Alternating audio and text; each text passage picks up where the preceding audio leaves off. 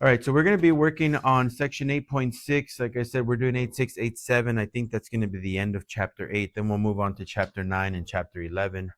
And for today, we're doing some of geometric series, but you can see right there, I kind of highlighted it, finite, meaning we're only trying to add a certain number of terms in these geometric series. But later on, we'll probably discuss like an infinite series, which means we want to add theoretically forever. We want to try to figure out what it adds up to if I were to add forever. Um, so we'll do that stuff, I think, in section 8.7. But in section 8.6, we're just adding up a certain amount of terms. So we say it's a finite sum, okay? It's like 8 terms, 20 terms, 16 terms, okay? So the sum of a geometric series in finite form is given as S sub n, which is equal to a sub 1 times the quantity of 1 minus 3 to the nth power, 1 minus r to the nth power over 1 minus r. Okay, so that's a ratio. The r value is called our common ratio like it has been before. Okay, so the r values are common ratio for geometric series. Remember, the d value is the common difference for an arithmetic series. So for us, we have the r value, the common ratio. Remember, the common ratio multiplies over and over again. It doesn't add the same thing or subtract the same thing. It multiplies the same thing. Okay, so that's our formula. So let's see how we use it right now. So example number 1, remember we have 3 examples only, okay? And there is no ABCs, just example 1, example 2, and example 3. So it's a pretty quick lesson today. Example number 1 says evaluate the geometric series. And it's 3, and then negative 6, and then positive 12, and then negative 24, etc. And they give us n equal to 8, okay? So notice in green, kind of like what I did with the arithmetic series portion when we were adding them up, there's certain things we need to figure out. We need to know what is my n value, what's my a sub 1 value, and what's my r value, okay? How do I know I need to find those 3 things? Well, it's because that's what's in the formula, right? A sub 1 is there, an r value is there, an n value is there. I got to figure out those 3 main things. So that's why I kind of listed them on the side. Now, sometimes it's really easy to find some specific things, okay? For example, what's the value of n in this problem? 8. How do I know? Well, they literally told me, right? So n is equal to 8. What's a sub 1? 3. Again, how do I know that? It's literally right there, right? The very first term. R, well, okay.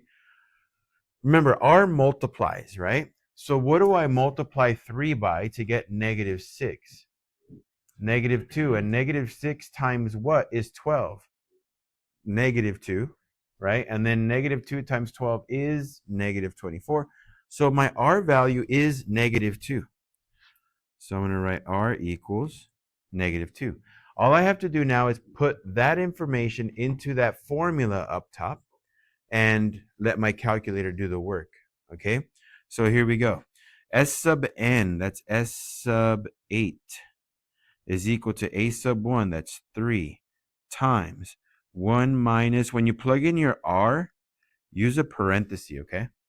Use a parenthesis. So 1 minus negative 2 to the n, which happens to be 8, over 1 minus negative 2. Now, this part can get a little tricky because sometimes there's a lot of negatives there, so just be careful. Use your calculator. So I'm going to put 3 times 1 minus, now negative 2 to the 8th. I'm going to put negative 2 in a parenthesis, so negative 2 to the 8th power on my calculator. It gives me 256. Okay? 256. And then 1 minus negative 2 on the bottom, that's really a 1 plus 2, right? So this comes out to 3. And you can do that on your calculator as well. That's fine. Okay?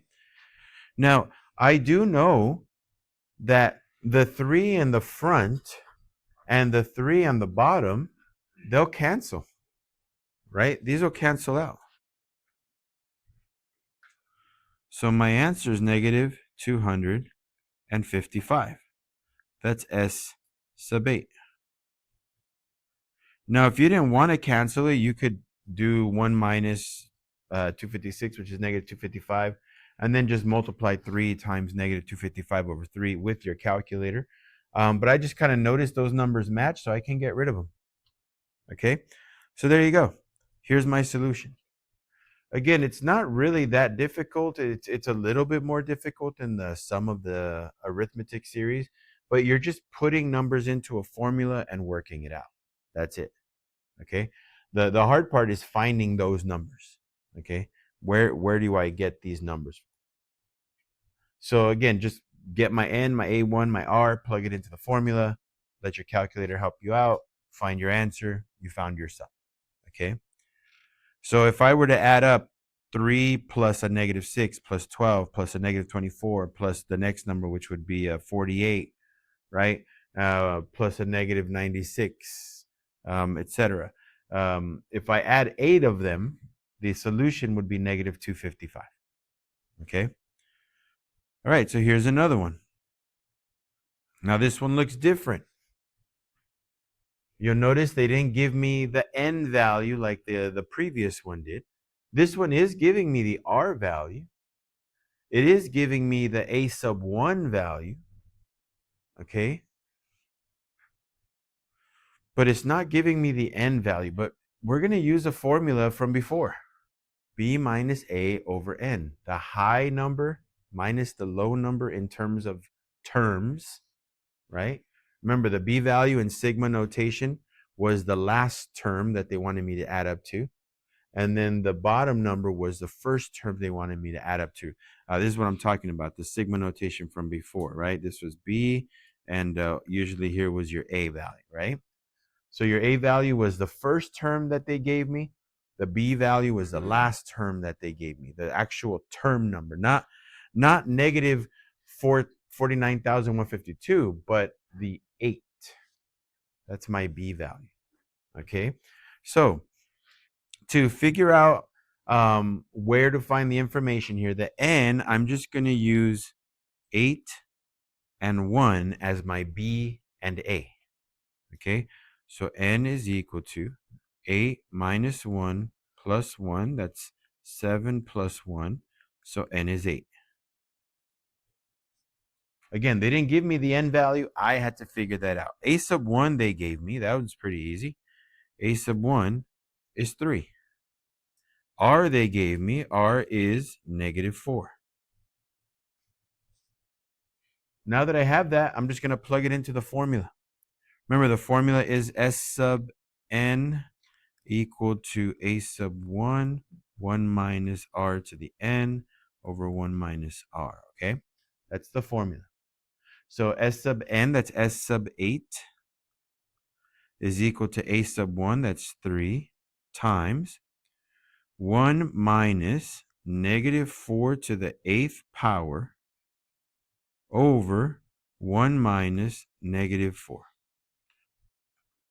Again, when you're plugging in your R value, you might want to use parentheses around it because a lot of times the R happens to be negative. Not always, but a lot of times it does. And if you're not careful, you're going to mess up your signs.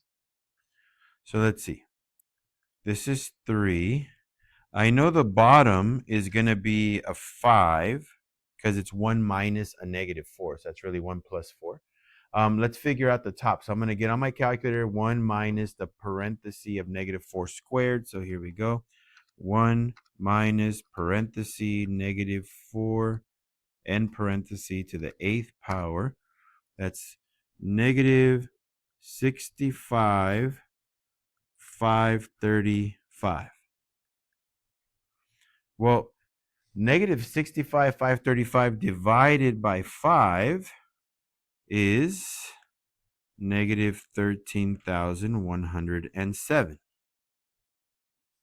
And if I get that and multiply it by 3, I get negative 39,321. And that's S sub 8.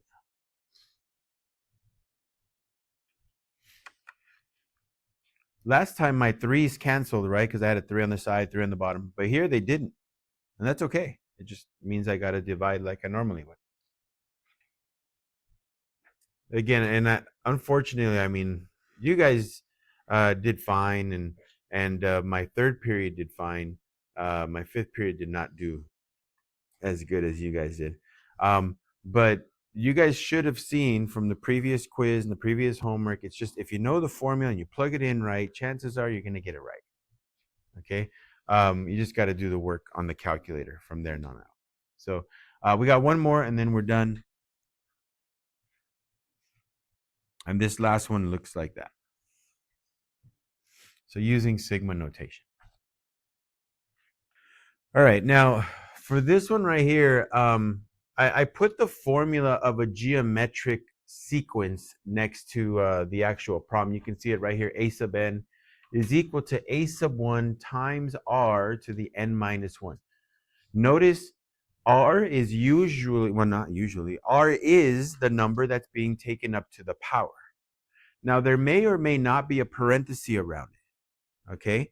Usually, if r is negative, you'll notice there'll be a parenthesis around it. If r is positive, they don't always put a parenthesis around it, okay? So a lot of times, if r is positive, you just might see it like, they'll write it like this. I know it looks kind of weird, but they'll just put like 2 to the n minus 1, okay? So if it's a positive number, there isn't always a parenthesis there.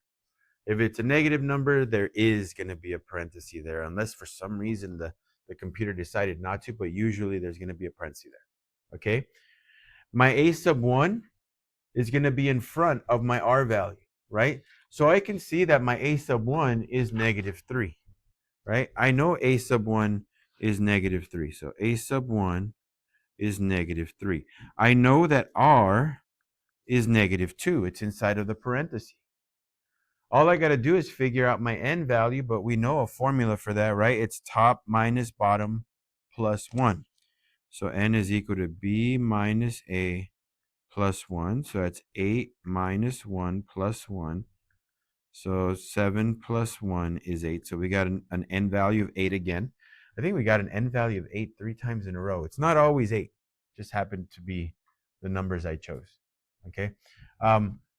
Anyway, let's put that into our formula here. So S sub n is equal to a sub 1, 1 minus r to the n over 1 minus r. So S sub 8 is equal to a sub 1, which is negative 3, 1 minus a negative 2 to the 8th over 1 minus a negative 2. So that's negative 3. The bottom is 1 plus 2, that's 3. And the top, let me see, I'm going to put that into a calculator. So it's 1 minus parenthesis of negative 2 and parenthesis power of 8. That's negative 255. Okay. The negative 3 and the 3 on the bottom will reduce, but they don't cancel each other out. I'm going to be left with the negative 1 there. So there's going to be a negative of a negative 255. So that comes out to a positive 255. Here's S sub 8. And that's it. This is what your homework is like, okay? Some of them will have sigma notation. Some of them will not.